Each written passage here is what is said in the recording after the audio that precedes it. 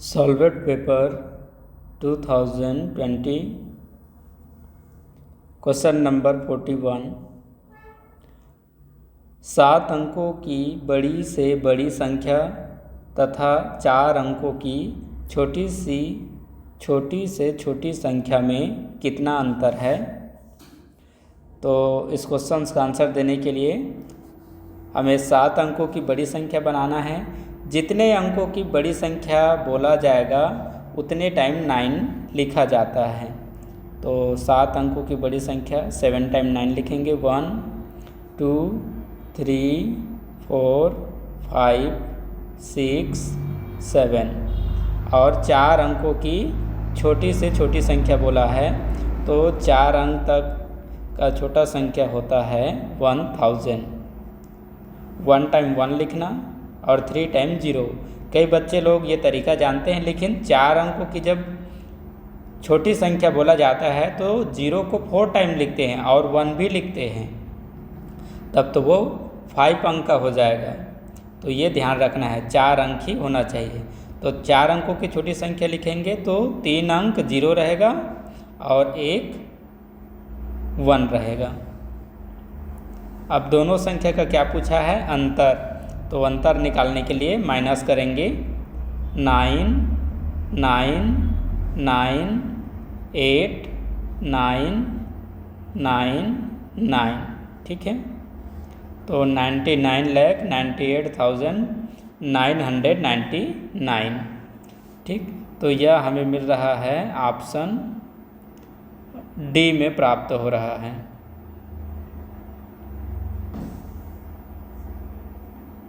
Question number 42। Question number 42। 6 अंकों की बड़ी से बड़ी संख्या तथा 5 अंकों की बड़ी से बड़ी संख्या का अंतर क्या है। इस बार 6 अंकों की बड़ी संख्या बनाना है और 5 अंकों की भी बड़ी संख्या ही बनाना है। तो ध्यान दीजिए, कई बच्चे लोग एक संख्या को छोटा भी समझ सकते हैं, तो सेंटेंस पहले ध्यान से पढ़ना है। ठीक है, तो 6 अंकों की बड़ी संख्या 6 बार 9 लिखेंगे। 1 2 3 4 5 6। और 5 अंकों की बड़ी संख्या तो 5 टाइम 9 लिखेंगे। 1 2 3 4 5। और दोनों संख्या का फिर से अंतर पूछा है, तो अंतर पूछे इसलिए दोनों का हम माइनस करेंगे।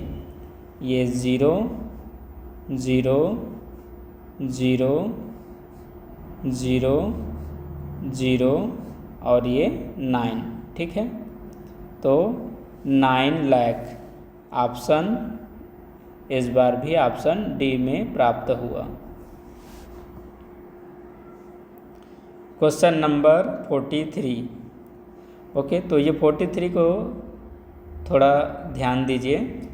देखो, पिछले बार क्या था, जिस समय ये पेपर 2020 में आया था, तो यहाँ पर पूछा गया था निम्न में से कौन सा 25 के बराबर नहीं है। और कई बच्चों का ध्यान चला गया कि निम्न में से कौन सा 25 के बराबर है उसमें। इसीलिए गणित में जब भी सॉल्व करो तो सेंटेंस को अच्छे से पढ़ो और समझो, फिर उसे सॉल्व करो। तो 25 के बराबर नहीं है वह संख्या पता करना है। जैसे हम a को सॉल्व करते हैं, ठीक है, तो ये 50 का 50 लिखे, माइनस का माइनस, और 4 से 100 में डिवाइड करेंगे तो कितना आएगा? 25। और 50 में 25 माइनस करेंगे तो 25 आया। तो ये तो 25 के बराबर हो गया और नहीं है पूछा है। तो अब बी में आते हैं, यहाँ से 20 लिखते हैं, फिर प्लस का प्लस, और 4 के टेबल में 25 टाइम में 20 + 5 25, ये भी 25 के बराबर आ गया। सी में आते हैं, यहाँ से लिखते हैं 10, फिर ये प्लस, इन दोनों को सॉल्व करेंगे तो 10, फिर यहाँ से प्लस, और 10 - 5 5। ठीक, अब इसे सॉल्व करेंगे तो 10 + 10 20 + 5 25, ये भी 25 के इक्वल हुआ। डी में आ जाइए, तो यहाँ से लिखते हैं 24 + 2 × 1 = 2, 24 + 2 26। तो ऑप्शन डी सही आंसर है।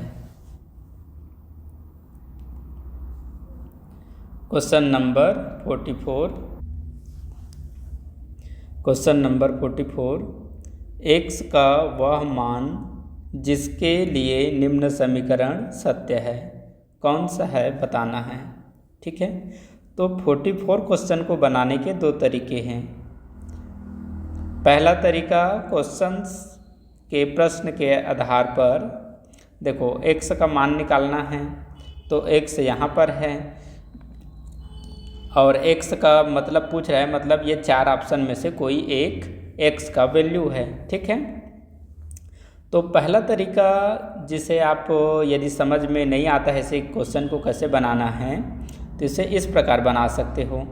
ऑप्शन ए को यहाँ पर रखो और पूरे समीकरण को सॉल्व करो। यदि 4/3 बना तो ये ऑप्शन है, ये नहीं आया तब बी वाला ऑप्शन यहाँ रखो और पूरा सॉल्व करो। 4/3 आ गया तो बी वाला आंसर है। इसी प्रकार ये भी नहीं आया तो सी फिर डी, ऐसे चेक कर सकते हो। तो एक तरीका ये था। और दूसरा तरीका जो है जिसे हम सॉल्व करके ऑप्शन प्राप्त करते हैं, ठीक है, तो यहाँ पर वही हम सिखाएंगे सॉल्व करके कैसे ऑप्शन प्राप्त करते हैं। तो सबसे पहले हम इस तरफ का ब्रैकेट सॉल्व करेंगे और यहाँ पर मिश्र भिन्न है तो इसको अनुचित में चेंज करेंगे। 11 का टेबल 3 टाइम 33 और उसमें 7 ऐड करेंगे तो 40। यहाँ लिखेंगे 40/11 मल्टीप्लाई 11/5। ठीक है, इसे अभी भी हम ब्रैकेट के अंदर ही रखेंगे। अब यहाँ डिवाइड का चिन्ह लेंगे और इस तरफ की संख्या को भी सॉल्व करेंगे, क्योंकि मल्टीप्लाई है सॉल्व कर सकते हैं, प्लस ब्रैकेट में भी है तो 3 का 1 से मल्टीप्लाई हो जाएगा। ये लिखेंगे इसे लिखेंगे 3x/7 और इक्वल के बाद क्या है 4/3। ठीक, अब फिर इसे सॉल्व करोगे तो 11 से 11 कैंसिल हो जाएगा क्योंकि मल्टीप्लाई है और 5 के टेबल में 40 आएगा 8 टाइम में। ठीक है, तो ये फ्रैक्शन में है और यहाँ पर 8 प्राप्त हो रहा है तो इसे भी फ्रैक्शन में चेंज कर लेते हैं। तो होल नंबर को फ्रैक्शन में चेंज करना है तो इसके नीचे में 1 लिख लेते हैं और ये भी फ्रैक्शन हो जाता है। ठीक है, अब यहाँ डिवाइड है तो डिवाइड है, यदि इसको इसके बाद सॉल्व करना है तो डिवाइड को मल्टीप्लाई के फॉर्म में चेंज कर दो और मल्टीप्लाई के रूप में चेंज किए तो नीचे वाला नंबर ऊपर लिखो और ऊपर वाले नंबर को नीचे। ठीक, इक्वल क्या है 4/3। ठीक, अब इस समीकरण में किसको पहले सॉल्व करेंगे, इन दोनों को पहले सॉल्व करेंगे। ठीक है, तो यहाँ पर 8 का टेबल 7 टाइम तो 56 और 3x का टेबल 1 टाइम तो 3x ही लिखेंगे, फिर इक्वल 4/3। ठीक है, तो यहाँ पर दो भिन्न हैं और दोनों के बीच में इक्वल साइन है तो इक्वल का मतलब भी डिवीज़न होता है। ठीक है, और फ्रैक्शन का जब डिवीज़न करते हैं तो पहला फ्रैक्शन को सेम लिखते हैं 56/3x और डिवाइड को मल्टीप्लाई में लिखकर मल्टीप्लाई में चेंज करके नीचे की नंबर को ऊपर और ऊपर की नंबर को नीचे लिखा जाता है। ठीक, तो यहाँ पर ये ध्यान दीजिए, यहाँ पर भी 3 है, यहाँ पर भी 3 है तो 3 से 3 यहाँ पर कैंसिल कर सकते हो। ठीक है, तो ऊपर में क्या बच जाएगा 56 और नीचे में 4 और x का मल्टीप्लाई कर देंगे तो 4x। अब x की वैल्यू पूछा गया है तो x की वैल्यू निकालेंगे। ठीक, तो x हम यहाँ पर रखेंगे और x का जो गुणांक 4 है नीचे का नीचे रखेंगे और 56 ऊपर का ऊपर। अब 4 से 56 में डिवाइड करेंगे तो 4 के टेबल में 56 डिवाइड हो जाएगा 14 टाइम में तो 14 आया आंसर। ठीक, ऑप्शन बी में प्राप्त हुआ। Question number 45। 45, 60 तथा 75 के महत्तम समापवर्तक तथा लघुत्तम समापवर्तक का योगफल है। हमें ये तीन संख्याओं का महत्तम समापवर्तक प्राप्त करना है और इन्हीं तीन संख्याओं का लघुत्तम समापवर्तक प्राप्त करना है। फिर महत्तम समापवर्तक और लघुत्तम समापवर्तक को ऐड करके योगफल प्राप्त करना है। तो सबसे पहले निकालते हैं महत्तम समापवर्तक। ठीक है, महत्तम समापवर्तक निकालने के लिए सबसे बड़ी संख्या में सबसे छोटी संख्या से डिवाइड किया जाता है। तो यहाँ लिखेंगे 75 और इसमें डिवाइड करेंगे 45 से। तो 45 1 जा 45, माइनस करने पर कितना बचेगा 30। और जैसे ही रिमाइंडर नंबर छोटा हुआ तो यहाँ से ये डिवाइजर नंबर को अंदर ले आएंगे। ठीक है, और 30 से डिवाइड करेंगे। तो ये 30 1 जा 30, फिर माइनस करेंगे तो 15 बचा। अब 30 फिर इस पार आ जाएगा और 15 के टेबल में 30 होता है कितने टाइम में, 2 टाइम में। ठीक है, तो 45 और 75 इसका महत्तम समापवर्तक बना 15। तो यहाँ से ये 15 और यहाँ का बची हुई संख्या 60, इन दोनों का फिर से महत्तम समापवर्तक निकालेंगे। तो 60 में 15 से डिवाइड करेंगे तो 15 के टेबल में 60 होता है कितने टाइम में, 4 टाइम में। तो यहाँ पर भी 15 ने ही 60 को डिवाइड किया, तो फाइनली एचसीएफ नंबर कहलाएगा 15। अब हम इन्हीं तीनों संख्या का निकालेंगे एलसीएम। 45, 60, 75, इन तीनों संख्या का निकालेंगे एलसीएम। तो तीनों को डिवाइड करने वाला कोई सा भी एक संख्या ढूंढो, चाहे बड़ा हो या छोटा। ठीक है, तो वैसे 15 से भी तीनों डिवाइड है, 5 से भी डिवाइड है, 3 से भी डिवाइड है। तो तीनों में से कोई सा भी से डिवाइड कर लो, एलसीएम आपको सही प्राप्त होगा। ठीक है, तो चलो मैं 15 ही ले लेता हूँ। तो 15 तिया 45, 15 चौक 60, 15 पंचे 75। ठीक, अब और कोई नंबर है जो इन तीनों को डिवाइड करे? अच्छा, तीनों को नहीं डिवाइड कर रहा हो तो कम से कम इनमें से 2 को भी डिवाइड करें। तो ऐसा कोई भी नहीं। तो जब तीनों को भी डिवाइड करने वाला कोई नहीं है और इनमें से 2 को भी डिवाइड करने वाला कोई नहीं है, तब की स्थिति में यहाँ से इन तीनों संख्या का आपस में मल्टीप्लाई करेंगे और ऊपर यहाँ से इस संख्या का भी इसके साथ मल्टीप्लाई करेंगे। ठीक है, तो इन दोनों का पहले मल्टीप्लाई कर लेते हैं। इधर से भी मल्टीप्लाई करते आ सकते हो या फिर इधर से इधर जा सकते हो। तो 3 4 जा 12 और 12 का 5 से मल्टीप्लाई, तो 12 5 जा 60।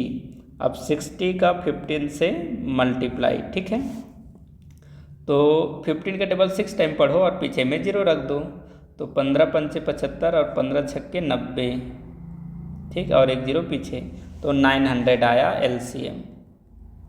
ठीक, अब पूछा गया था एलसीएम और एचसीएफ का योगफल। तो एलसीएम आया 900। देखो, जब योगफल पूछा जाएगा तो एचसीएफ को शुरू में लिख कर ऐड करो या फिर एलसीएम को शुरू में लिख कर ऐड करो, योगफल में अंतर नहीं होता है।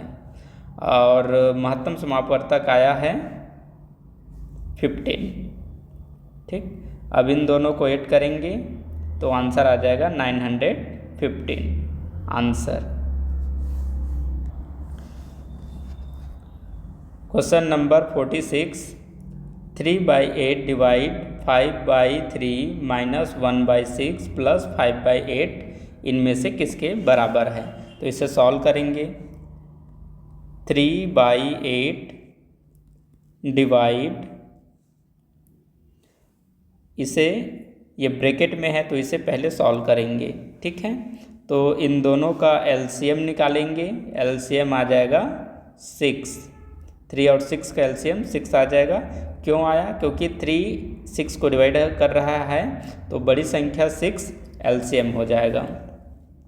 3 से इसमें डिवाइड करेंगे 2 आएगा, 2 का 5 से मल्टीप्लाई 10 माइनस 6 के टेबल में 6 1 टाइम में, 1 का 1 से मल्टीप्लाई 1 और 10 में 1 माइनस 9, तो 9/6 लिखेंगे, 9/6। ठीक। अच्छा, इसका लोवेस्ट फॉर्म निकल रहा है, तो लोवेस्ट फॉर्म यही पर ही निकाल लो। ठीक है, दोनों किससे डिवाइड है? 3 से। 3 से 9 3 टाइम में और 3 से 6 2 टाइम में। आगे प्लस का सिंबल है, फिर 5/8 5/8। ठीक। नेक्स्ट सॉल्व करेंगे। अब प्लस और डिवाइड में डिवाइड पहले सॉल्व होगा, तो 3/8 का 3/8 लिखो। डिवाइड के चिन्ह को मल्टीप्लाई में चेंज करके नीचे की नंबर को ऊपर और ऊपर की नंबर को नीचे लिखेंगे। ठीक है, यहाँ पर प्लस 5/8। ठीक। अब फिर सॉल्व करेंगे। 3 2 जा 6, या यहाँ से 3 और 3 को कैंसिल कर सकते हो। ठीक है, तो बच जाएगा, और ये दोनों भी कैंसिल हो जाएंगे 2 से।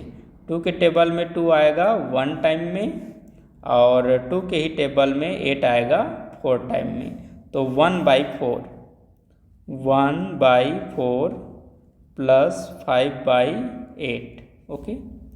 अब ये दो फ्रैक्शंस को ऐड करेंगे, तो सबसे पहले हरों का निकालते हैं लघुत्तम समापवर्तक। तो दोनों का लघुत्तम समापवर्तक आएगा 8। 4 से अब इसमें डिवाइड करो तो 2 से 1 में मल्टीप्लाई करो तो 2, प्लस का चिन्ह है, प्लस लिखो,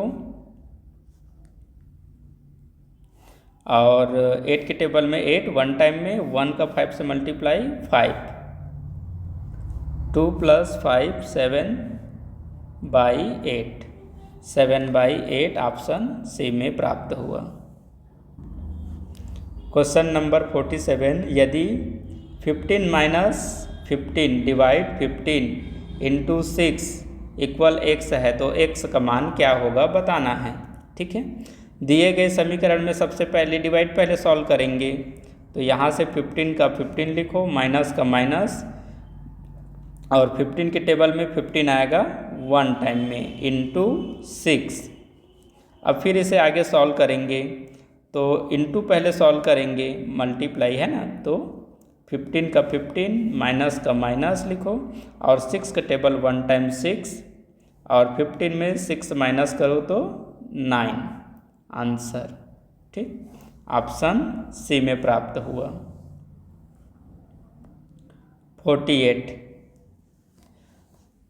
48 का आंसर डेसिमल में पूछा गया है। 0.9 डिवाइड ब्रैकेट 0.3 × 0.3 ब्रैकेट क्लोज का मान है। ठीक है, तो सबसे ब्रैकेट अंदर को सॉल्व करेंगे। 0.9 डिवाइड इसे सॉल्व करेंगे। ठीक है, तो देखो दशमलव संख्या का जब मल्टीप्लाई करते हैं तो दशमलव को हटा देते हैं। ठीक है, दशमलव को हम हटा देंगे तो क्या बचेगा यहाँ पर 3, और इस तरफ भी 3, सामने में 0 है वो तो हट जाएगा, तो 3 × 3 करेंगे, कितना हो जाएगा 9। कितना हो जाएगा 9। ठीक, अब जब भी दशमलव वाला है तो मल्टीप्लाई के बाद दशमलव लगाते हैं, तो इस तरफ पीछे से 1 अंक के बाद दशमलव, इस तरफ भी पीछे से 1 अंक के बाद दशमलव, तो 1 अंक इधर 1 अंक इधर, 2 अंकों के बाद लगेगा दशमलव। ठीक है, तो यहाँ 9 लिखे, 1 अंक हो गया, और यहाँ लिखेंगे 0, 2 अंक हो गया, इसके बाद लगेगा दशमलव, और फिर से यहाँ पर लिखेंगे 0। ठीक है, तो 0.09। ठीक है, इसका सॉल्यूशन बना। अब इस संख्या का डिवीज़न करेंगे, तो देखो कैसे इसको सॉल्व करेंगे। या तो इसको फ्रैक्शन में बदलकर आप आंसर ला सकते हो, या इसको डिवाइड करके भी ला सकते हो। देखो कैसे इसको सॉल्व करोगे। यहाँ से इसको भी फ्रैक्शन में चेंज कर लो, 0.9 है, 0.9, ठीक है। तो फ्रैक्शन में चेंज करेंगे, यहाँ पॉइंट के बाद 1 डिजिट है तो 1 लिखकर 10 लिखेंगे और यहाँ से पॉइंट हटा देंगे, डिवाइड के चिन्ह का डिवाइड लिखो, ठीक। अब इस तरफ आ जाओ, इस तरफ है 0.09, ठीक। तो इसे फ्रैक्शन में चेंज करेंगे तो पहले 1 लिखो और डेसिमल के बाद 2 डिजिट है तो 2 0 पीछे लिखो और यहाँ से दशमलव हटा दो। तो अंक के सामने में यदि 0 है तो उसे हटा देते हैं, ठीक है। तो अब डिवीज़न को मल्टीप्लाई में चेंज करोगे तो 9/10 मल्टीप्लाई, यहाँ पर ऊपर 100 लिखा जाएगा और नीचे में 9, ठीक। तो 9 से 9 कैंसिल और 10 के टेबल में 100 आएगा 10 टाइम में, ठीक है। और 10 देखो मिल रहा है ऑप्शन डी में। और इसी को यदि डिवीज़न मेथड से बनाते तो क्या करते, देखो डिवीज़न मेथड से बनाएंगे तो इसे इस प्रकार से सॉल्व करेंगे। सबसे पहले इस तरफ का दशमलव हटाने के बाद सिर्फ 9 लिखते हैं, इधर दशमलव हटाने के बाद 9 लिखते हैं, ठीक है।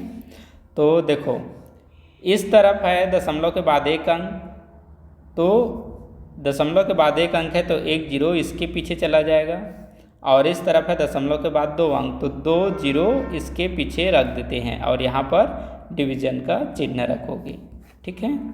यहाँ डिवीज़न का चिन्ह रखो ये। अब 90 से इसमें डिवाइड करो तो भी आंसर आपको 10 ही मिलेगा। देखो 1 0 से 1 0 कैंसिल कर देंगे और 9 के टेबल में 90 आएगा 10 टाइम में, ठीक है।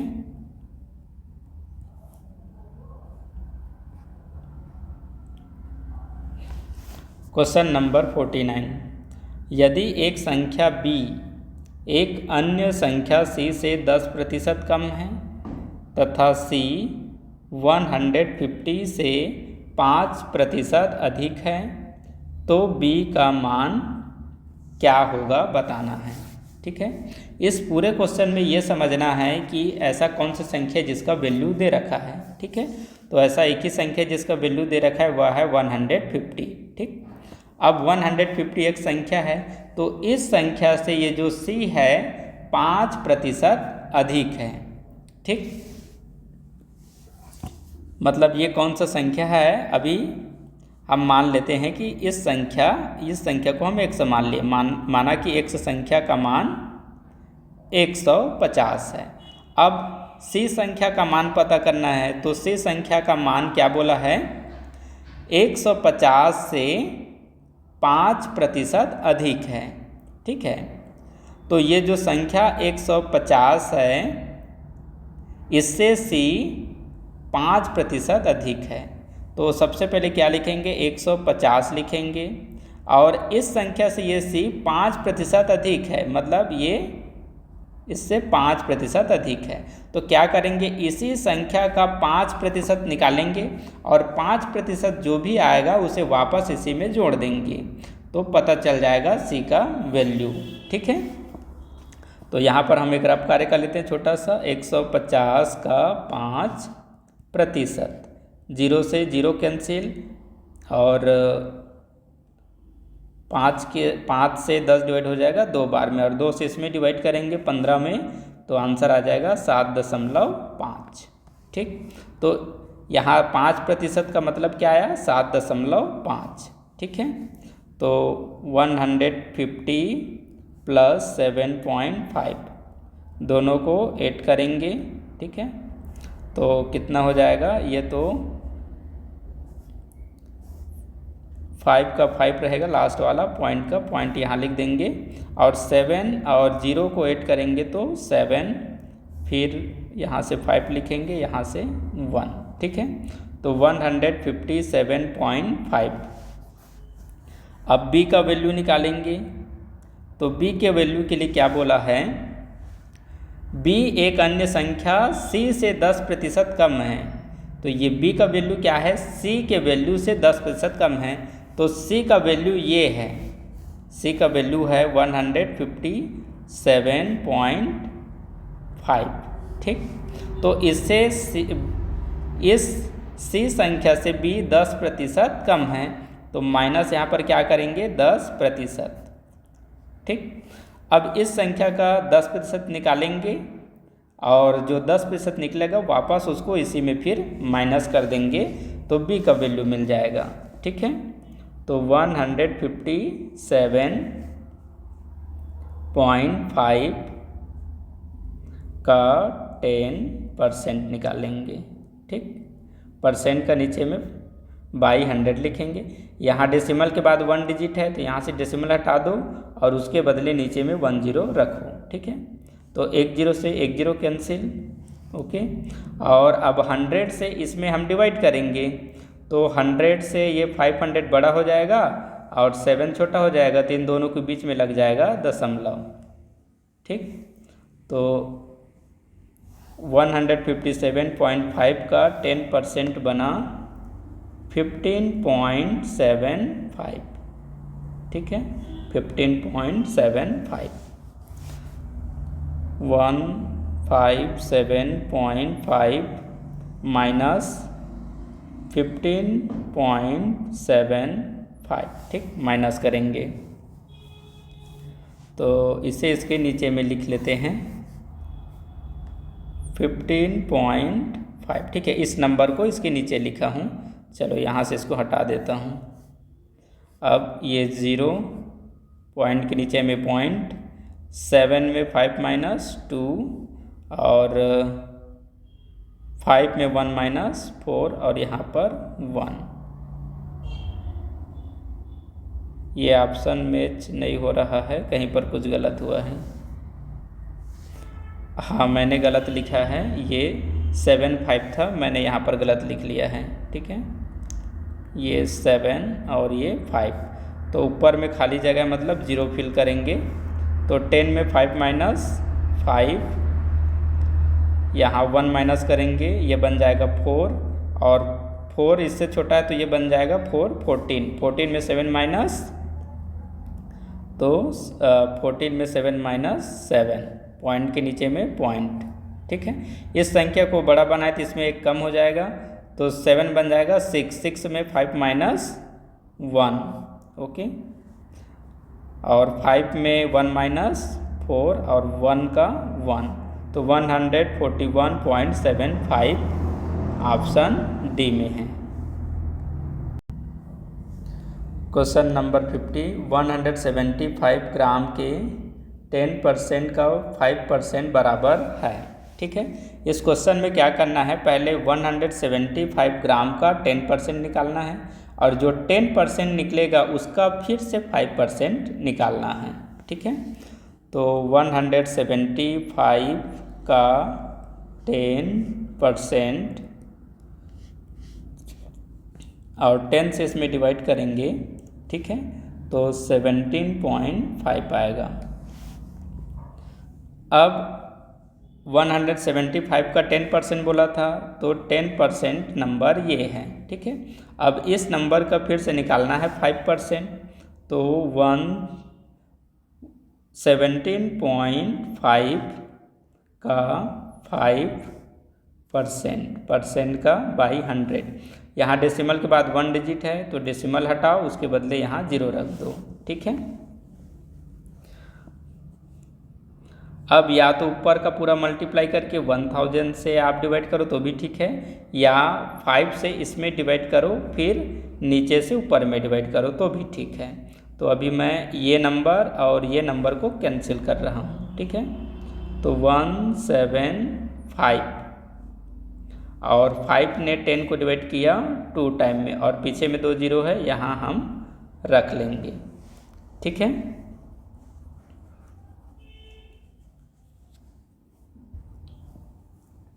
अब इस फ्रैक्शन को और इस फ्रैक्शन का और हम लोवेस्ट फॉर्म निकाल सकते हैं।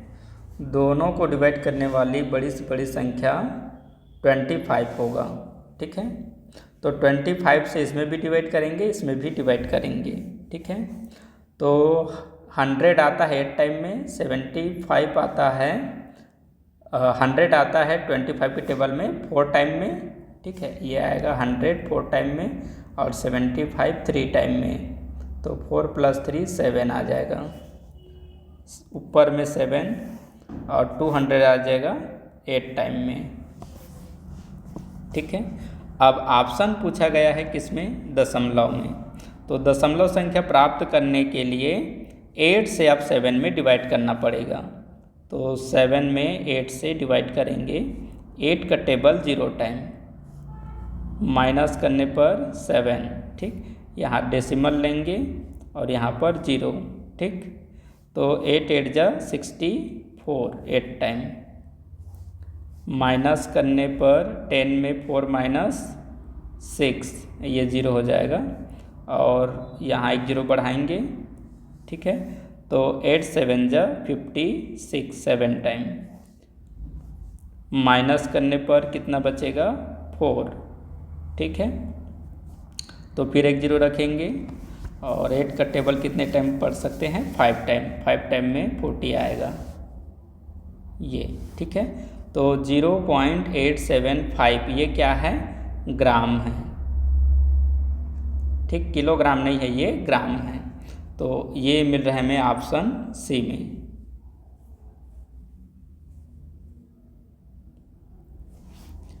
क्वेश्चन नंबर 51, निम्न व्यंजक का निकटतम परिणाम पूर्ण संख्या में है। ठीक है, इसका परिणाम पूछ रहा है पूर्ण संख्या में, तो इसका निम्न व्यंजक का निकटतम परिणाम पूर्ण संख्या में पूछ रहा है। तो देखो, निकटतम मान हम शुरू से ही निकालेंगे। तो दशमलव संख्या का निकटतम मान कैसे निकालते हैं, यदि दशमलव की बाद वाली संख्या 5 है या उससे बड़ी है तो दशमलव की बाद वाली संख्या को हटा देते हैं और दशमलव के पहली वाली संख्या में 1 जोड़ देते हैं। तो यहाँ दशमलव के बाद वाली संख्या 5 या उससे बड़ी संख्या है। ठीक, मतलब दशमलव के बाद यहाँ 6 है जो कि 5 से बड़ी है, तो इसमें 1 जोड़ देंगे, तो 49 में 1 जोड़ेंगे, ये कितना हो जाएगा, 50। मल्टीप्लाई का मल्टीप्लाई, यहाँ देखो दशमलव के बाद 2 है जो कि 5 से छोटा है, और दशमलव के बाद वाली संख्या यदि 5 से छोटी है तो दशमलव के बाद वाली संख्या को हटा दो और दशमलव के पहले जो पूर्णांक संख्या है उसे ही बस लिखना है। ठीक, एक चीज़ ध्यान देना, दशमलव की बाद वाली संख्या हट जाएगा, चाहे ये 5 से बड़ा हो या छोटा, दशमलव की बाद वाली संख्या को हटा देना है। ठीक है, इस चीज़ का ध्यान रखना है। माइनस, इसमें आ जाओ 7.1 है, तो यहाँ दशमलव के बाद वाली संख्या 5 से छोटी है तो सिर्फ 7 को लिखेंगे, मल्टीप्लाई। इस तरफ दशमलव की बाद वाली संख्या 5 से बड़ी है तो इसमें 1 जुड़ जाएगा तो ये 30 हो जाएगा, माइनस का माइनस। इस तरफ दशमलव की बाद वाली संख्या 5 से छोटी है तो सिर्फ लिखेंगे 5, मल्टीप्लाई। इधर भी दशमलव की बाद वाली संख्या 5 से छोटी है तो सिर्फ 20 लिखेंगे। अब इसे सॉल्व करो, पहले मल्टीप्लाई सॉल्व होगा, तो 50 × 10 500 माइनस 7 3 जा 21 और 0 पीछे, फिर माइनस 5 2 जा 10, 0 पीछे। 500 में 210 माइनस करेंगे, फिर जो संख्या बचेगा उसमें 100 माइनस कर देंगे।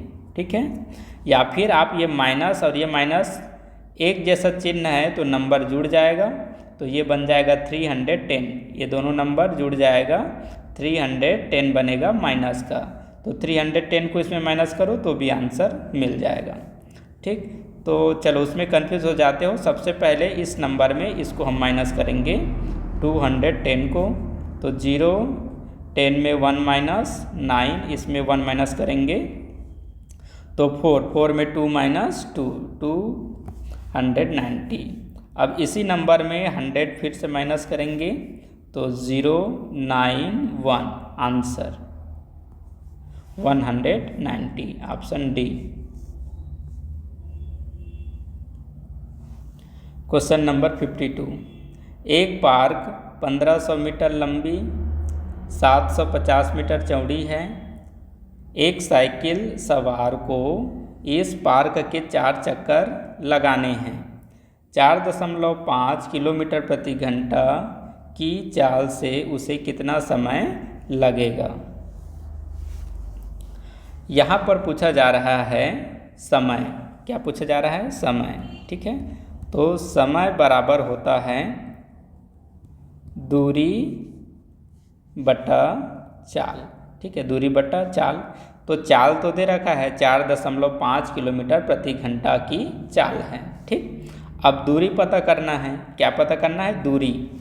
तो यहाँ पर जो पार्क का आकार है किस प्रकार है? देखो, 1500 मीटर लंबी है, 750 मीटर चौड़ी है। मतलब कि यहाँ पर पार्क आयताकार है। पार्क आकार कैसा है? आयताकार। ठीक है, लंबाई है 1500 मीटर और चौड़ाई है 750 मीटर। ठीक, अब इसमें फिर क्या बोला गया है? एक साइकिल सवार को इस पार्क के 4 चक्कर लगाने हैं। तो जब इस पार्क का चक्कर लगाएगा, है ना, ऐसे किनारे से ऐसे चक्कर लगाता जाएगा, तो इसके पूरे किनारे का हम जब योग निकालते हैं तो उसे क्या बोलते हैं? परिमाप। और आकृति यहाँ पर आयताकार है तो आयत का निकालेंगे परिमाप। ठीक, तो यहाँ पर आयत का जो परिमाप निकालेंगे वह एक चक्कर का परिमाप होगा और यहाँ पर 4 चक्कर बोला गया है। ठीक है, तो पहले एक चक्कर में कितना परिमाप बनता है देखते हैं। तो आयत का परिमाप बराबर होता है 2 ब्रैकेट लंबाई प्लस चौड़ाई।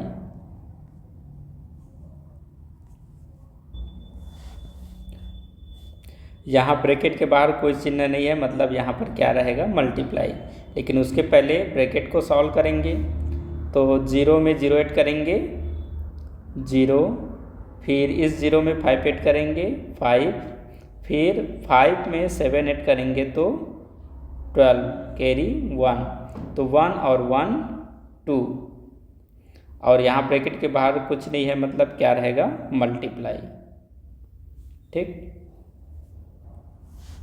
अब 2 से इसमें मल्टीप्लाई कर देते हैं। 2 का टेबल 0 टाइम 0, 2 का टेबल 5 टाइम 10, कैरी 1, 2 2 जा 4 और 1 5, 2 2 जा 4। ठीक है, तो एक चक्कर में कितना मीटर का दूरी लग रहा है? 4500 मीटर। ठीक, अब ये तो एक चक्कर में 4500 मीटर चल रहा है। अब इस पार्क के 4 चक्कर लगाता है तो इसी संख्या में 4 से मल्टीप्लाई कर देंगे। 4 5 0 0 मल्टीप्लाई 4, 4 चक्कर के लिए, तो 0 0 4 5 जा 20, कैरी 2, और 4 4 जा 16 और 2 18। ठीक है, तो 4 चक्कर में 1800 मीटर की दूरी तय किया जा रहा है। ठीक, अब चलते हैं फार्मूले की तरफ। तो फार्मूला में पूछा गया है समय। समय बराबर होता है दूरी 1800 मीटर आया, 18,000 मीटर आया है। 18,000 मीटर और चाल कितना है? 4.5 किलोमीटर प्रति घंटा। ठीक है, तो यहाँ पर ध्यान दो, यहाँ पर समय घंटा में है और दूरी किस में है? किलोमीटर में। लेकिन यहाँ पर दूरी किस में है? मीटर में। तो हम क्या करेंगे? ऊपर में जो मीटर है उसे भी किलोमीटर में चेंज करेंगे। ठीक है, तो मीटर को किलोमीटर में चेंज करने के लिए 1000 से डिवाइड करते हैं। तो 1000 से इसमें डिवाइड करेंगे तो 18,000 डिवाइड हो जाएगा 18 बार में। ठीक, और नीचे में फिर से लिखो 4.5। ठीक, अब इसी को सॉल्व करोगे और देखो यहाँ पर समय पूछा गया है 40 घंटा, 20 घंटा, 10 घंटा, 4 घंटा। ठीक, तो क्या करो, यहाँ पर दशमलव के बाद एक अंक है तो यहाँ से दशमलव हटा दो और उसके बदले ऊपर में लिखो 1 0। ओके, अब 180 में 45 से डिवाइड करो। 180 डिवाइड 45। ठीक, तो 45 के टेबल में कितने टाइम में आएगा? चलो, शुरू में 0 है तो किससे मल्टीप्लाई करने पर शुरू में 0 बन सकता है? एक 2 टाइम पढ़ने पर, तो 2 टाइम में तो 90 हो जाएगा, और 4 टाइम पढ़ने पर भी शुरू में 0 बनेगा। तो 4 पंचे 20, हासिल आया 2, 4 चौक 16 और 2 18, 180 आ गया। ठीक है, तो 180 आया कितने टाइम में? 4 टाइम में। तो यहाँ पर समय कितना लिखेंगे? 4 आवर, 4 आवर, हाँ ये दिया है 4 घंटे, 4 आवर आया इसका आंसर। क्वेश्चन नंबर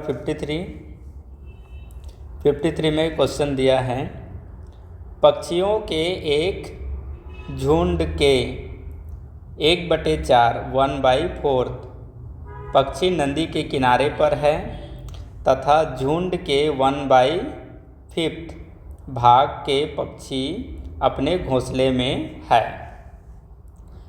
बाकी बचे 22 पक्षी भोजन की तलाश में घूम रहे हैं। घोंसले में कितने पक्षी हैं? ठीक है, तो देखो ये क्वेश्चन आसान है लेकिन नहीं समझने से कठिन भी है। मतलब पहले पक्षियों का एक झुंड था, ठीक है, अब उसी झुंड में से उसका कुछ हिस्सा नदी किनारे चला गया और उसी झुंड में से कुछ हिस्सा उड़कर, या जो भी समझो, 1/5 भाग घोंसले में चला गया और उसी झुंड में से 22 पक्षी फिर झुंड में ही रह गया और वो भोजन के तलाश में घूम रहे हैं। ठीक है, तो यहाँ पर पता करना है घोंसले में कितने पक्षी हैं। तो हम घोंसले में पूछा जाए या नदी किनारे पर पूछा जाए, दोनों में से किसी को नहीं बता सकते हैं जब तक हमें ये ना पता चले कि झुंड में कितने पक्षी हैं। ठीक है, तो सबसे पता करेंगे कि झुंड में कितने पक्षी हैं। तो अभी तो हमें पक्षियों की संख्या पता नहीं, तो हम क्या करेंगे, माना कि झुंड में x पक्षी है। ठीक, अब ये x है, उसका 1/4 भाग नदी किनारे गया, तो क्या करेंगे, x का निकालेंगे 1/4 भाग। तो कैसे निकालेंगे? जैसे संख्या का आप उसका हिस्सा निकालते थे वैसे इसका भी निकालो। तो यहाँ पर हम पूरा पक्षी की समूह को माने, उसकी संख्या को माने x, तो x का निकालेंगे 1/4। ठीक, इसे सॉल्व करेंगे, 1 का टेबल x टाइम तो x लिखते हैं और नीचे में 4 का 4। ठीक, अब कुल पक्षी में से फिर कुल पक्षी की संख्या को हमने क्या माना है, x। ठीक है, और x में से 1/4 भाग फिर घोंसले में चला गया, तो x का फिर से 1/5 भाग घोंसले में चला गया, तो 1/5 भाग निकालेंगे कितना होता है। 1 का 1 से मल्टीप्लाई x हो जाएगा और 5 का 5। ठीक, तो यहाँ पर क्या है कि देखो कुल पक्षी को हमने क्या माना है, x माना है, इसी में से एक हिस्सा इतना नदी किनारे चला गया और इसी में से इतना हिस्सा घोंसले में चला गया, तो इसमें से 2 हिस्सा निकल गया, तो निकल गया तो इसकी संख्या घटेगा, है ना, घटेगा कि नहीं। और ये भी संख्या, ये संख्या, ये दोनों जुड़कर इसमें से निकल जाएगा। तो क्या करेंगे, यहाँ पर माइनस का चिन्ह लगाएंगे और नदी किनारे के पक्षी और घोंसले के पक्षी को जोड़कर वापस इसमें पूरे पक्षी में से इतने पक्षी को निकालेंगे। ठीक है, तो इन दोनों को अभी हम जोड़ेंगे। नदी किनारे की पक्षी की संख्या को अभी हमने माना है x/4 प्लस घोंसले में गए पक्षियों की संख्या हम लेते हैं x/5। तो एलसीएम मेथड से सॉल्व करो, दोनों का एलसीएम निकालेंगे, दोनों को डिवाइड करने वाला कोई नहीं है, तो आपस में क्या करेंगे, दोनों का मल्टीप्लाई। तो दोनों का मल्टीप्लाई करने पर क्या आएगा, 20। 4 के टेबल में 20 आएगा 5 टाइम में, 5 का 1 से मल्टीप्लाई 5x, प्लस 5 के टेबल में 20 आएगा 4 टाइम में, 4 का 1 से multiply 4x, 5x plus 4x 9x और नीचे में 20। ठीक, तो x के साथ हम माइनस करेंगे 9x/20 को। ठीक है, ये 9x/20 क्या है? ये दो पक्षियों के समूह है जो नदी किनारे गया था और घोंसला में गया था। तो दोनों को जोड़कर कुल पक्षी की संख्या में इतना को घटा देंगे। तो कुल पक्षी में इतना जब निकाल देंगे तो फिर से कुछ पक्षी और बचेगा। ठीक है, तो 20 का x से मल्टीप्लाई 20x हो जाएगा और 20x में 9x माइनस करेंगे तो 11x/20 होगा। तो इतने पक्षी अब बच गए। देखो ये पूरा पक्षी है, तो पूरा पक्षी में से नदी किनारे पक्षी और घोंसले के पक्षी को हमने निकाला। ठीक, तो इसमें से अभी अब इतना पक्षी बच गया, ये बची हुई संख्या है। तो बची हुई जो पक्षियों की संख्या है वो फ्रैक्शन में 11x/20 है, लेकिन उसी को संख्या के रूप में बता दिया है कि बाकी बचे हुए पक्षी 22 है। तो बराबर ये जो संख्या है 22 पक्षी के बराबर है, ऐसे लिखेंगे। ठीक है, और जिस संख्या में x का गुणांक दिया रहता है, ठीक है, यहाँ पर x का गुणांक 11 है, तो इसी का वैल्यू निकालेंगे। तो इसका वैल्यू निकालेंगे तो 20 और 22 का मल्टीप्लाई हो जाएगा और इसे हम ऊपर में लिखेंगे। देखो x की वैल्यू निकालेंगे तो यहाँ लिखेंगे और बराबर का चिन्ह डालेंगे और x के गुणांक को हमेशा नीचे लिखा जाता है और ये दो संख्या मल्टीप्लाई होकर ऊपर चला जाएगा। ठीक, अब 11 के टेबल में 22 आएगा 2 टाइम में और 20 का मल्टीप्लाई 2 से करेंगे तो 40, अर्थात x का वैल्यू कितना आया 40। मतलब कि झुंड में कितने पक्षी थे 40। ठीक, और पूछा गया है घोंसले में कितने पक्षी है। तो घोंसले में जो पक्षी है उसका कितना भाग दे रखा है 1/5। तो देखो जब हमें कुल पक्षी पता नहीं था तो हमने उसको क्या माना था x, और x मानकर उसका 1/4 निकाले थे, x मानकर 1/5 निकाले थे। तो अभी x का वैल्यू तो पता चल गया, तो अब x को हटाओ, x का वैल्यू 40 आया, यहाँ लिखेंगे और 40 का निकालेंगे 1/5। तो यहाँ पर 1 है, 1 का इससे मल्टीप्लाई करेंगे तो 40 ही रहेगा। 5 के पहाड़ा में 40 आएगा कितने बार में 8 बार में। तो नीचे की संख्या ऊपर को पूरी तरह डिवाइड कर रहा है, आंसर आएगा पूर्ण संख्या में 8। ठीक, ऑप्शन डी में है। और यदि नदी किनारे कितने पक्षी हैं ये पूछा जाता तब यहाँ पर x का वैल्यू हटाकर यहाँ पर क्या लिखेंगे 40 लिखेंगे और 4 से इसमें भाग करो कितना आ जाएगा 10। तो नदी किनारे जो पक्षियों की संख्या है वह कितना हो गया 10। ये नदी किनारे की पक्षी और ये घोंसले में गए पक्षी और ये 22 जो बचा हुआ पक्षी है। ठीक, और ये सब को यदि ऐड करोगे ना तो वापस कुल पक्षियों की संख्या 40 का 40 मिल जाएगा। देखो 22 में 8 जोड़ो 30, 30 में 10 जोड़ो 40। ठीक, तो पूछा क्या गया था घोंसले में कितने पक्षी हैं, तो 8 पक्षी हैं आंसर।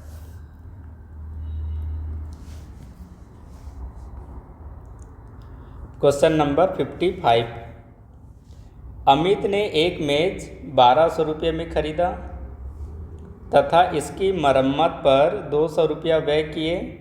उसने फिर इसको 1680 रुपये में बेच दिया।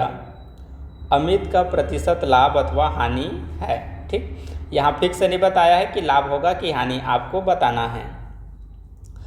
तो देखो यहाँ पर क्रय मूल्य एक दे रखा है 1200 रुपया और कोई सामान को खरीदते हैं और उस पर जब हम मरम्मत करवाते हैं अर्थात उसको बनवाते हैं, बिगड़ गया है या कुछ हो गया है, तो उसकी जब हम मरम्मत करवाते हैं तो जितना रुपया हम व्यय करते हैं इस रुपया को भी क्रय मूल्य में शामिल किया जाता है। ठीक है, तो इस प्रकार से क्रय मूल्य कितना हुआ 1200 प्लस 200 तो कितना हो जाएगा 1400, 1400 रुपया हुआ क्रय मूल्य। ठीक, उसने फिर इसको 1680 में बेच दिया। तो विक्रय मूल्य कितना हुआ? विक्रय मूल्य बराबर हुआ 1680 रुपया। ठीक, अब देखो कम में खरीदा ज़्यादा में बेचा, यहाँ पर व्यक्ति को होगा लाभ।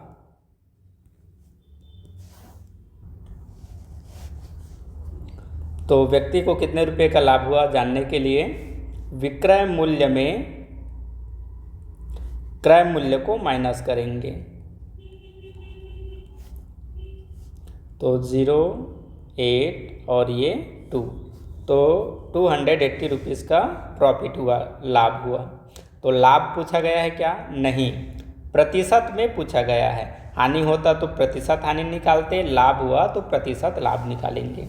तो प्रतिशत लाभ निकालेंगे। यहाँ पर प्रतिशत लाभ का फार्मूला है लाभ 280 गुणा 100 बटे क्रय मूल्य। क्रय मूल्य कितना दे रखा है? यहाँ लिखना है 1400, 1200 बस मत लिख देना। क्रय मूल्य कितना बना है? 1400, 1400 रुपया। तो 100 कैंसिल हो जाएगा इसके 2 जीरो से। ठीक, और 14 के टेबल में 28 आएगा, 2 टाइम में 14 दूनी 28, 2 टाइम में और 0 बच गया तो उसे पीछे रख दो। तो कितने प्रतिशत का लाभ हुआ? 20% का लाभ हुआ। ठीक, ये है आंसर।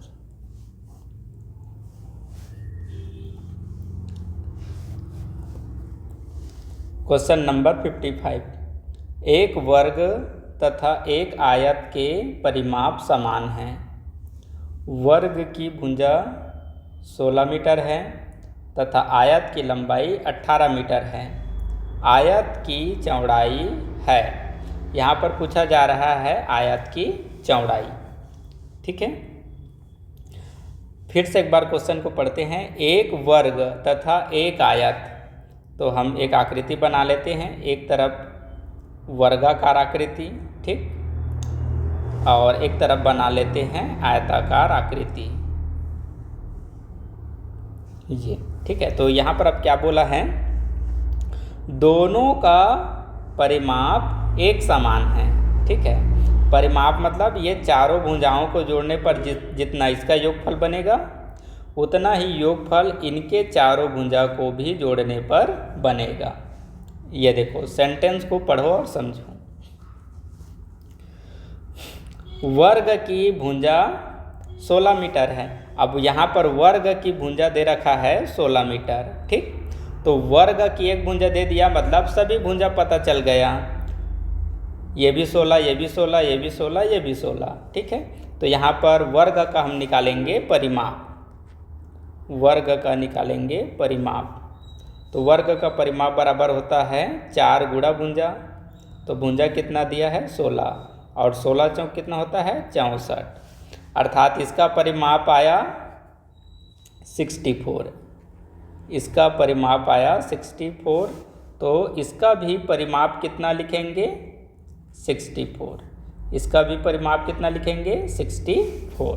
ठीक, अब यहाँ पर एक और बोला गया है, आयत की लंबाई 18 मीटर है।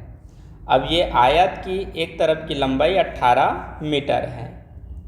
ठीक, तो आयत के ऊपर का हिस्सा 18 मीटर है, तो नीचे का भी हिस्सा कितना होगा? 18 मीटर होगा।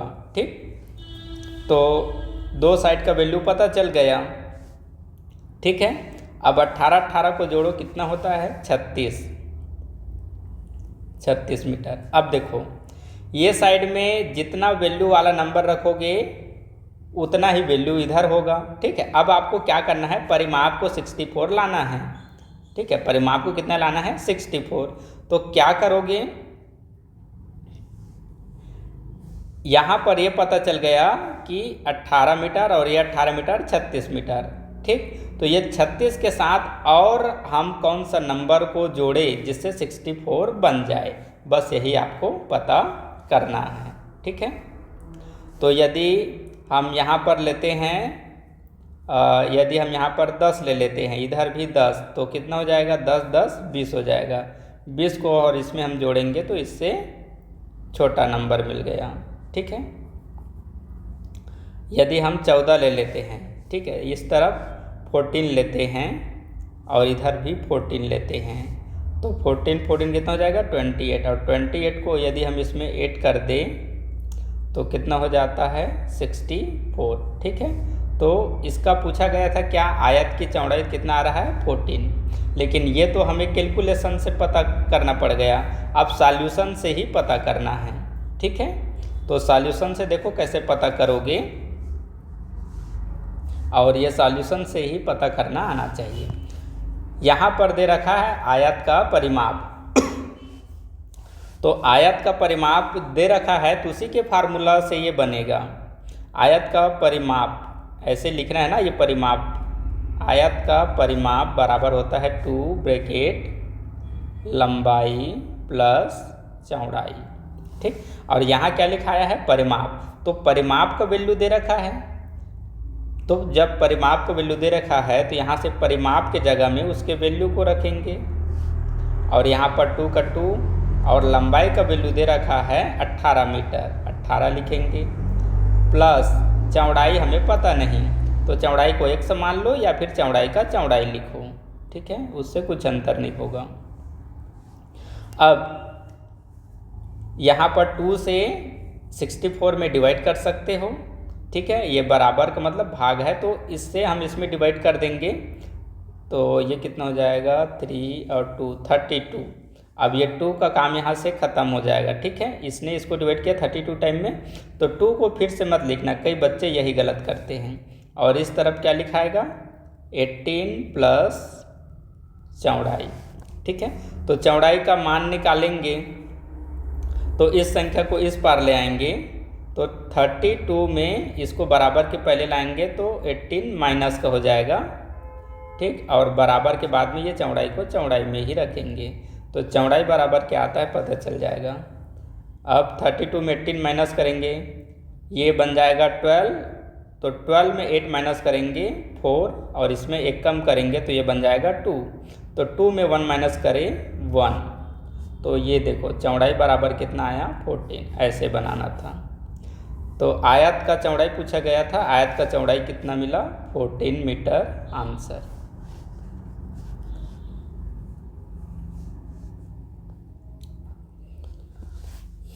क्वेश्चन नंबर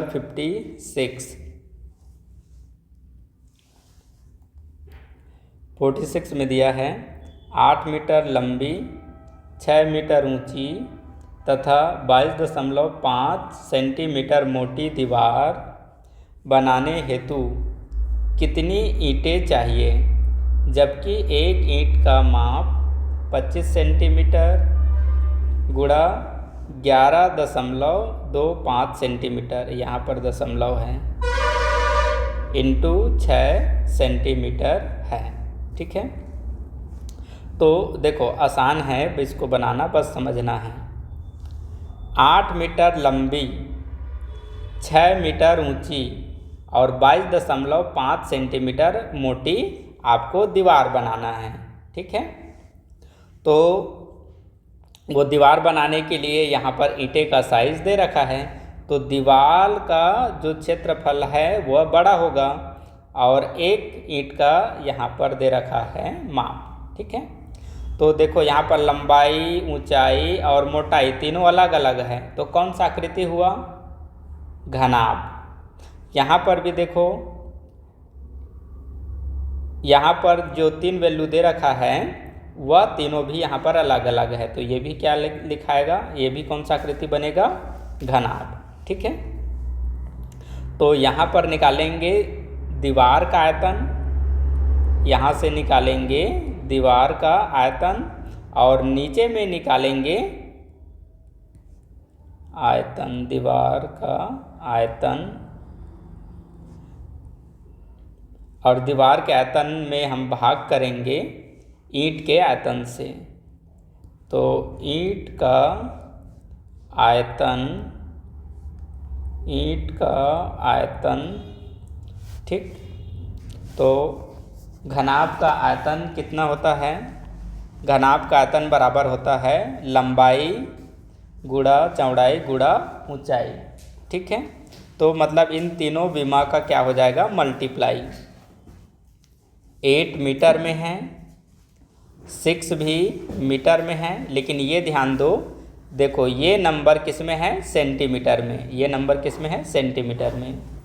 तो इसे भी सेंटीमीटर में चेंज करेंगे, तो 8 मीटर को सेंटीमीटर में चेंज करने पर ये 800 सेंटीमीटर बनेगा, और 6 मीटर 600 सेंटीमीटर बन जाएगा। और ये नंबर पहले से सेंटीमीटर में है 22.5। अब यहाँ पर ईंट का आयतन निकालेंगे, तो ईंट का आयतन निकालने के लिए सब सेंटीमीटर में ही है।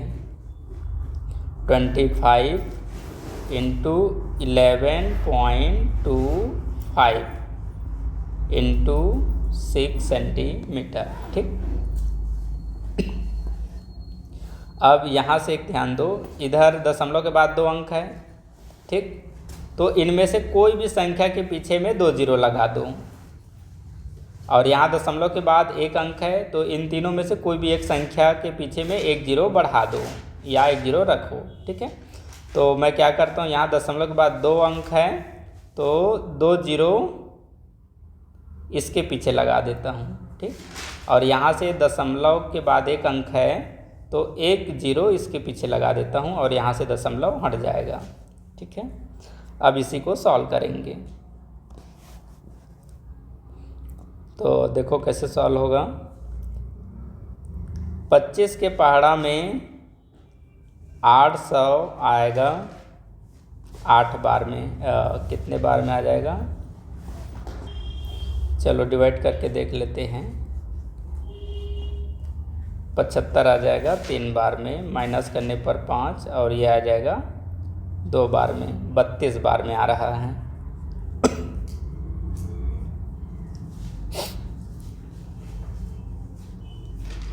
तो ऊपर में लिखेंगे 32 मल्टीप्लाई, ओके।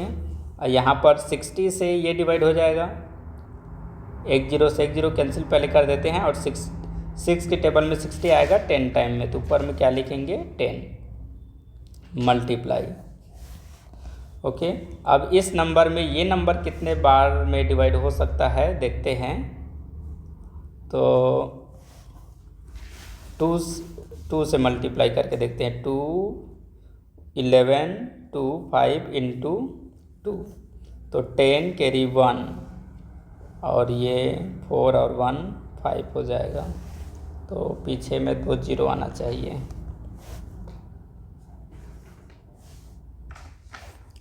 तो 2 लेने से इसके जैसा नंबर नहीं बन रहा है, तो एक काम करते हैं, हम पूरा संख्या लेकर डिवाइड करेंगे।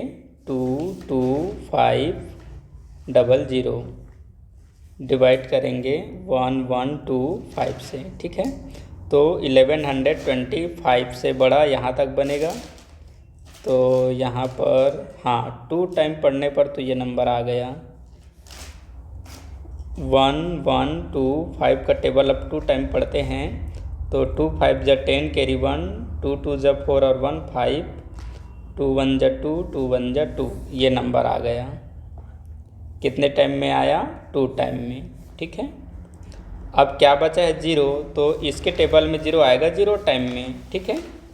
तो इस नंबर ने इसको डिवाइड किया 20 टाइम में, तो ऊपर में क्या लिखेंगे 20, तो नीचे में तो कुछ भी नहीं बचा, ठीक है। तो नीचे के नंबर को हटा दो, फ्रैक्शन को हटा दो।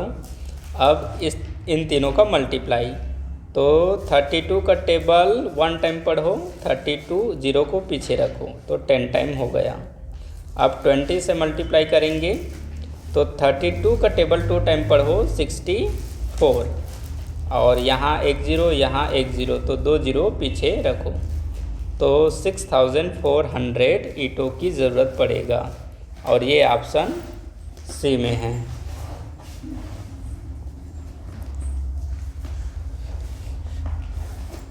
क्वेश्चन नंबर 57, हम अपने गंतव्य स्थान पर 4 सही 1/2 घंटे यात्रा करने के पश्चात 2:45 अपराह्न पर पहुँचे। हमने यात्रा कितने बजे आरंभ की। क्वेश्चन हम एक बार पुनः पढ़ेंगे।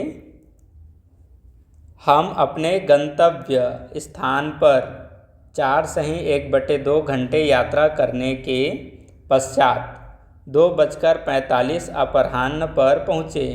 हमने यात्रा कितने बजे आरंभ की थी?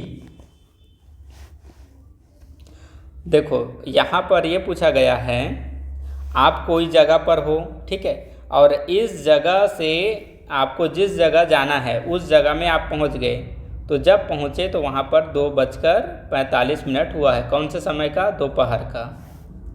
ठीक, तो यहाँ से यहाँ तक आने में 4 घंटे और 1/2 लिखाया है, 1/2 लिखाया है।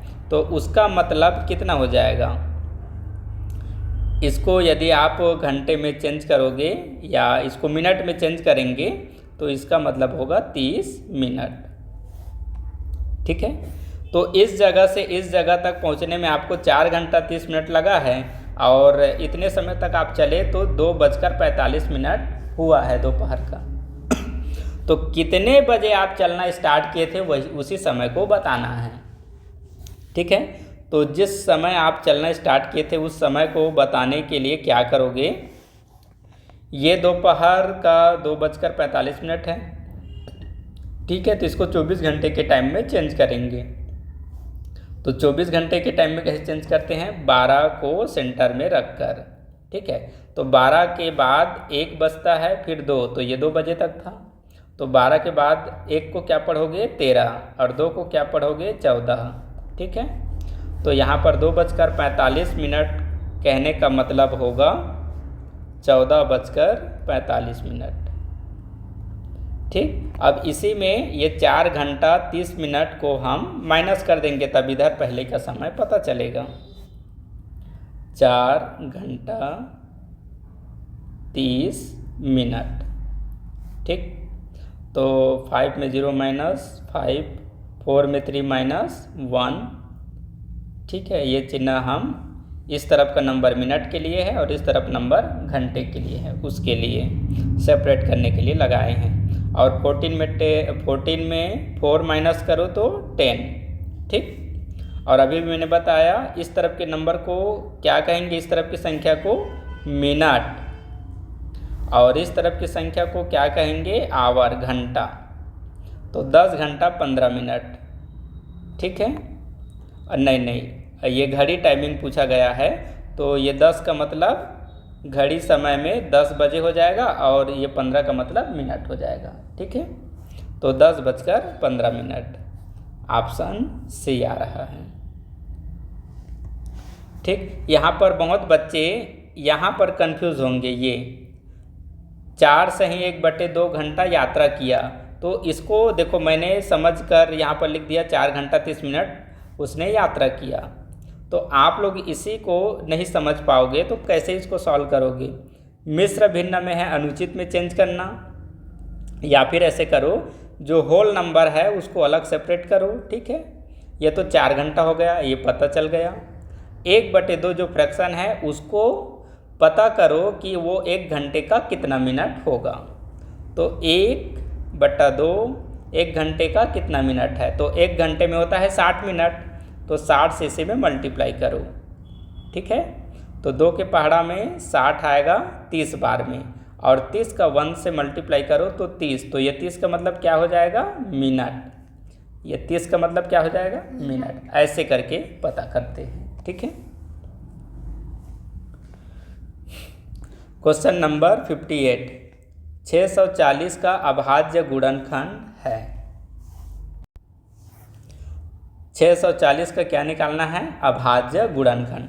तो अभाज्य गुणनखंड एलसीएम की तरह निकालते हैं, लेकिन अभाज्य गुणनखंड में एक संख्या होता है और एलसीएम में कम से कम 2 संख्या होता है, ये एलसीएम की तरह। तो यहाँ पर लिखोगे 640, इसका क्या निकालना है? अभाज्य गुणनखंड। तो इस तरफ ऐसा छोटा सा छोटा नंबर लेना है जिससे ये डिवाइड हो, और साथ में जो नंबर लोगे वो अभाज्य संख्या होना चाहिए। जैसे लास्ट में 10 है, 0 है, तो ये 10 से डिवाइड होगा, लेकिन 10 क्या है? भाज्य संख्या है, ये और भी संख्या से डिवाइड होता है। 10 2 से, 5 से, है कि नहीं? तो यहाँ पर ऐसे नंबर रखना है जो सिर्फ अपने ही नंबर से डिवाइड हो, तभी हम उसको क्या बोलेंगे, अभाज्य। तो छोटा छोटा नंबर जिससे ये डिवाइड है और अभाज्य हो वह नंबर है 2, क्योंकि 2 सिर्फ 2 से ही डिवाइड है। तो 64 कितने टाइम में डिवाइड हो जाएगा, ये 3 टाइम में, 4 2 टाइम में और 0 को पीछे लिखो। फिर ये नंबर 2 से डिवाइड हो जाएगा, ये 16 टाइम में, 0 को पीछे रखो। ठीक, ये नंबर फिर 2 से डिवाइड हो जाएगा, देखो 16 8 टाइम में और 0 को रखो पीछे। ठीक, फिर ये नंबर 2 से डिवाइड हो जाएगा 40 टाइम में। 2 से डिवाइड करोगे तो उस नंबर का आधा लिखा जाता है, हाफ लिखते जाते हैं। तो 2 से 40 में डिवाइड करेंगे तो कितना आएगा, 20, और 20 को फिर 2 से डिवाइड करेंगे कितना आएगा, 10। ठीक, और 10 को फिर 2 से डिवाइड करेंगे कितना आएगा, 5, और 5 किससे डिवाइड है, सिर्फ 5 से। तो अभाज्य गुणनखंड के लिए देखो ऑप्शन दे रखा है, यहाँ से काउंट करो कितने टाइम्स 2 है, 1 2 3 4 5 6 7, 2 into 2 into 2 into 2 into 2 into 2, कितना टाइम हुआ, 1 2 3 4 5 6 इंटू 2, और लास्ट में क्या है, 5। तो ऐसे ऑप्शन को ढूंढना जिसमें 2 7 टाइम हो और 1 टाइम 5 हो। ठीक है, इसमें ज़्यादा लग रहा है, इसको काउंट करते हैं, 1 2 3 4 5 6 7, 7 बार 2 है और 1 टाइम 5 है, तो ऑप्शन डी हो जाएगा आंसर। ठीक है, ऐसे बनाते हैं भाज्य गुणनखंड। क्वेश्चन नंबर 59 में आ जाओ। कितने वर्षों में 1200 रुपये की राशि 5% वार्षिक साधारण ब्याज की दर से 1800 रुपया हो जाएगी। यहाँ पर पूछा गया है कितने वर्षों में, तो वर्ष मतलब क्या है, समय, समय पूछा जा रहा है। तो कई बच्चे लोग यहाँ समय पूछा जाता है तो चाल दूरी समय का फार्मूला को यहाँ लिखते हैं, साधारण ब्याज में जो समय है उसका फार्मूला लिखना है। तो साधारण ब्याज वाली चैप्टर में समय बराबर होता है, यहाँ पर लिखते हैं साधारण ब्याज गुणा 100 बटा मूलधन गुणा दर, ये है साधारण ब्याज का फार्मूला, साधारण ब्याज में समय का फार्मूला। अब यहाँ पर क्या पूछा गया है, सबसे शुरू में साधारण ब्याज पूछा गया है। ठीक है, तो यहाँ साधारण ब्याज निकालेंगे। तो साधारण ब्याज कैसे निकालते हैं या ब्याज कैसे निकालते हैं, देखो ये 1200 रुपया कहलाएगा मूलधन, और यही 1200 रुपया जब 1800 रुपया हो जाएगा तो ये क्या कहलाएगा, मिश्र धन। ये क्या कहलाएगा, मिश्र धन। ठीक है, तो मिश्र धन में मूलधन को माइनस करो तो मिल जाएगा ब्याज। मिश्र धन माइनस मूलधन। ठीक, तो 0 0 और ये 6 और यहाँ पर ये 0 हो जाएगा। तो ब्याज कितना निकला, 600 रुपया। तो ये ब्याज को हटाओ और उसके जगह इसको लिखो 600 को 600। ठीक, मल्टीप्लाई 100। नीचे में क्या है, मूलधन, तो मूलधन कितना है 1200 रुपया, और दर कितना दे रखा है 5%, तो यहाँ पर लिखो 5। ये 100 कैंसिल हो जाएगा इसके 2 जीरो से। ठीक, और 12 60 को डिवाइड करेगा, 12 के पारा में 60 कितने बार में आएगा, 5 बार में, और 1 जीरो पीछे में बच गया उसको रख दो। ठीक है,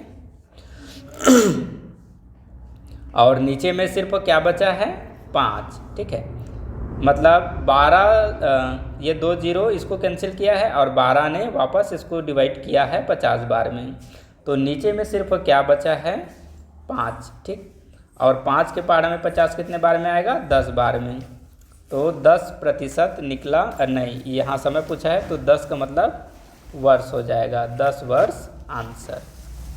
ठीक है, अब ये है लास्ट क्वेश्चन, दशमलव संख्या का मल्टीप्लाई करना है। दशमलव संख्या का मल्टीप्लाई करना है। ठीक है, तो दशमलव संख्या का मल्टीप्लाई कैसे करते हैं, दशमलव को बस हटा देते हैं, देखो दोनों तरफ का दशमलव हटा दो, बहुत आसान हो जाएगा। 1407 मल्टीप्लाई, दशमलव हटाएंगे तो 001 होगा। तो कोई संख्या के सामने में यदि 00 है तो 0 को हटा देते हैं, उसका वैल्यू नहीं है तो 1 ही लिखोगे।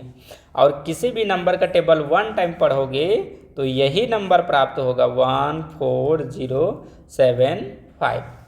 ठीक है, अब इसमें लगाना है दशमलव। तो दशमलव मल्टीप्लाई में कहाँ पर लगाते हैं, तो यहाँ ध्यान दो, इस तरफ है दशमलव पीछे से 2 अंकों के बाद, और इस तरफ भी है दशमलव पीछे से 2 अंकों के बाद। तो 2 अंक इस साइड में हैं और 2 अंक इस साइड में हैं, तो 2 2 कितना हो जाएगा 4। तो 4 अंकों के बाद लगाना है, इधर सामने से नहीं गिनना है, पीछे से गिनना है, ये याद रखना। 1 2 3 4, तो यहाँ पर लगेगा दशमलव। अब ऑप्शन मैच करो, 1.4075। ठीक है, ऑप्शन सी ये। ठीक है।